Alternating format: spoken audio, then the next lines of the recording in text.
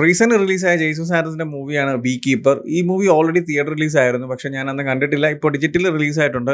അങ്ങനെയാണ് മൂവി കാണുന്നത്. And movie കണ്ടപ്പോൾ എങ്ങനെ ഉണ്ടായിരുന്നു ചോദിച്ചാൽ ഒരു ഓക്കെ ആണ്. അത്ര കിടിലം മൂവി ഒന്നും അല്ല, ഒരു ഫൈൻ സിമ്പിളായിട്ട് വൺ ടൈം ആയിട്ട് കാണാൻ പറ്റിയ ഒരു മൂവി തന്നെയാണ്. ഈ ഒരു മൂവിയിലെ ക്യാരക്ടേഴ്സും അല്ലെങ്കിൽ ആ ഒരു വേൾഡ് ബിൽഡൊക്കെ നമുക്ക് ജോൺ വിക്കോട് നല്ല രീതിയിൽ കമ്പയർ ചെയ്യാൻ പറ്റും. കാരണം ജോൺ വിക്കിലെ ആ ഒരു ക്യാരക്ടറും അല്ലെങ്കിൽ ആ ഒരു സിൻഡിക്കേറ്റും വേൾഡ് ബിൽഡൊക്കെ എങ്ങനെയാണോ സ്ട്രക്ചർ ചെയ്തിരിക്കുന്നത് അല്ലെങ്കിൽ എങ്ങനെയാണോ കണക്ട് ചെയ്തിരിക്കുന്നത്, അതുപോലെയാണ് ഇതിലോട്ട് വരുമ്പോഴും. എക്സാക്ട് അങ്ങനെയല്ല, എന്നാലും ഇതിലോട്ട് വരുമ്പോഴും ആ ഒരു ക്യാരക്ടർ ഒരു പാസ്റ്റ് ഒക്കെ മാറ്റി നിർത്തി അല്ലെങ്കിൽ ഒരു റിട്ടയർമെന്റ് എടുത്ത് നിൽക്കുന്ന ഒരു ക്യാരക്ടർ, പിന്നീട് ആ ഒരു ക്യാരക്ടറിന്റെ ലൈഫിലോട്ട് വരുന്ന ഒരു ഇഷ്യൂവും അതിനെ കണക്ട് ചെയ്ത് പോകുന്ന കാര്യങ്ങളും, അതുപോലെ ഒരു സിൻഡിക്കേറ്റും അല്ലെങ്കിൽ ആ ഒരു വേൾഡ് ബിൽഡും ആ കാര്യങ്ങളൊക്കെയാണ് ഈ ഒരു മൂവിലോട്ട് വരുമ്പോഴും. ആൻഡ് ഇതിലെ സ്റ്റോറി എന്ന് പറയുന്നത് നമ്മളിപ്പം ഒരുപാട് യൂട്യൂബ് വീഡിയോസിലും ഇൻസ്റ്റയിലൊക്കെ നമ്മൾ കണ്ടു കാണും. ഈ സ്കാം ചെയ്യുന്നില്ല. ഇപ്പം നമ്മൾ സിസ്റ്റം യൂസ് ചെയ്യുമ്പോഴോ മൊബൈൽ യൂസ് ചെയ്യുമ്പോഴൊക്കെ ചില മെസ്സേജസ് വന്നിട്ട് പറയും, ഓക്കെ നിങ്ങളുടെ സിസ്റ്റത്തിൽ ഇങ്ങനെ ഒരു പ്രശ്നമുണ്ട്, കോൺടാക്ട് ചെയ്യുമെന്നൊക്കെ പറഞ്ഞ്. അതും ലൈക്ക് വയസ്സായ ആൾക്കാരായിരിക്കും. അവർ വിളിക്കുമ്പോൾ ഇങ്ങനെ സിസ്റ്റത്തിൽ ഒരു ലിങ്ക് അയച്ചു തരാം, അത് ചെയ്യണം ഇത് ചെയ്യണം എന്നൊക്കെ പറഞ്ഞ് ആ ഒരു സിസ്റ്റം ഹാക്ക് ചെയ്ത് സ്കാം ചെയ്യുന്നില്ല. സോ അങ്ങനത്തെ ഒരു കാര്യം കണക്ട് ചെയ്തിട്ടാണ് ഈ മൂവിയും ഈ ഒരു ബീ കീപ്പർ എന്നതിന്റെ ക്യാരക്ടർ മുന്നോട്ട് വന്ന്. ഈ ഒരു ക്യാരക്ടർ എന്ന് പറയുന്നത് ഞാൻ നേരത്തെ പറഞ്ഞ പോലെ തന്നെ ജോൺ വിക്ക് ക്യാരക്ടറിനെ പോലെയാണ് ഈ ഒരു ക്യാരക്ടറിനെ ഡെവലപ്പ് ചെയ്തിരിക്കുന്നത് അല്ലെങ്കിൽ റൈറ്റ് ചെയ്തിരിക്കുന്നത്.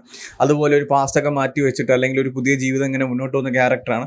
സോ അങ്ങനെയാണ് എൻ്റെ ഒരു മൂവിയിലെ ക്യാരക്ടർ ഡെവലപ്മെന്റും അല്ലെങ്കിൽ ആ ഒരു വേൾഡ് ബിൽഡൊക്കെ ചെയ്തു വെച്ചിരിക്കുന്നത്. ആൻഡ് മൂവി നമ്മളിങ്ങനെ കണ്ടുകൊണ്ടിരിക്കും, വലിയ കുഴപ്പമൊന്നുമില്ല, നൈസായിട്ട് ആ ഒരു ഫ്ലോയിൽ അങ്ങ് കണ്ടു തീരും. പക്ഷെ ആ ഒരു കണ്ടു തീർന്നിട്ട് നമുക്ക് ഓക്കെ ഇന്ന സീൻ കൊള്ളാം അല്ലെങ്കിൽ ഇന്ന സീക്വൻസ് കൊള്ളായിരുന്നു അല്ലെങ്കിൽ ഇന്ന പോർഷൻ അങ്ങനെ എടുത്തു പറയാനായിട്ടോ അല്ലെങ്കിൽ നമുക്കിങ്ങനെ രജിസ്റ്റർ ആണെന്ന രീതിയിലുള്ളതൊന്നുമില്ല. ഒരു സിമ്പിളായിട്ട്, വളരെ സിമ്പിളായിട്ട് ഒരു ഗുമ്മ് ഫീൽ ചെയ്യത്തില്ല. ആകെ എനിക്ക് ആ ഒരു വൈബ് അടിച്ചത് 2-3 ആക്ഷൻ സീക്വൻസ് ആണ്. ബാക്കിയെല്ലാം ഭയങ്കര നോർമലായിട്ട് നമ്മളിങ്ങനെ ഓക്കെ കണ്ട് സ്റ്റാർട്ട് ചെയ്തല്ലോ തീർക്കാം എന്ന രീതിയിലാണ് ആ ഒരു മൂവി കണ്ടു തീർക്കുന്നത്. അതുകൊണ്ട് തന്നെ അത്ര വലിയൊരു വൈബ് അല്ലെങ്കിൽ ആ സിനിമ കാണുമ്പോൾ ഒരു ഗുമ്മ് നമുക്ക് ഫീൽ ചെയ്യത്തില്ല. അങ്ങനെയാണ് എനിക്ക് ഫീൽ ചെയ്തത്. ബാക്കിയുള്ളവർക്ക് എങ്ങനെയാണെന്ന് എനിക്കറിയത്തില്ല. അങ്ങനെ ഫീൽ ആവാനുള്ള മെയിൻ റീസൺ എന്ന് പറയുന്നത് ഒരു സ്ക്രീൻ പ്ലേ തന്നെയാണ്. കാരണം സ്റ്റോറി വൈസ് നോക്കുവാണെങ്കിൽ ആ ഒരു ക്യാരക്ടറും ആ ഒരു വേൾഡ് ബിൽഡ്, ആ ഒരു സിൻഡിക്കേറ്റ്, ആ ഒരു ജോൺ വിക്ക് ടൈപ്പാണ് ബാക്കി കാര്യങ്ങളൊക്കെ വരുന്നത്. സോ അതൊക്കെ വെച്ചിട്ട് വൺ ഓഫ് ദ കിടിലം മൂവി ആയിട്ടൊക്കെ ചെയ്യായിരുന്നു.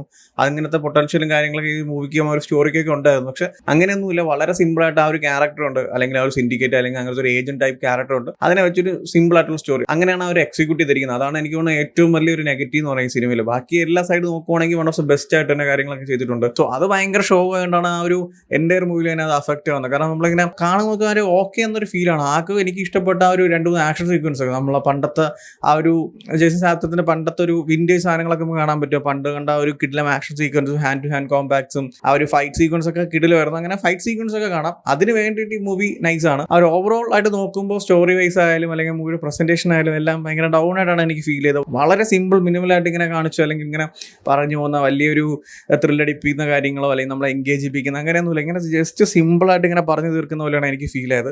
ആദ്യത്തെ ഒരു 10-15 മിനിറ്റ് ആ ഒരു ക്യാരക്ടറിനെ ഇൻട്രൊഡ്യൂസ് ചെയ്യുന്നതും അല്ലെങ്കിൽ ആ ഒരു സ്റ്റോറിയുടെ കാര്യം ജസ്റ്റ് ഇങ്ങനെ പറഞ്ഞു കാണിക്കുന്ന അല്ലെങ്കിൽ സ്റ്റോറിയുടെ സ്റ്റാർട്ടിംഗ് പോർഷൻസ് ഒക്കെ എനിക്ക് ഇഷ്ടപ്പെട്ടു. പിന്നീട് അങ്ങോട്ട് ഞാൻ നേരത്തെ പറഞ്ഞ ഫീൽ തന്നെയാണ് സിനിമ പോകുന്നത്. സോ എന്തായാലും നിങ്ങൾ ജസ്റ്റ് കണ്ടു നോക്കുക. കണ്ടിട്ട് നിങ്ങളെ റിവ്യൂസ് എന്താണെന്ന് വെച്ചാൽ കമന്റ് ചെയ്യൂ. വീഡിയോ ഇഷ്ടപ്പെട്ടാൽ ലൈക്ക് ചെയ്യൂ, ഷെയർ ചെയ്യൂ. ഇതുപോലത്തെ കൂടുതൽ വീഡിയോസിന് ചാനൽ സബ്സ്ക്രൈബ് ചെയ്യൂ. Thank you so much.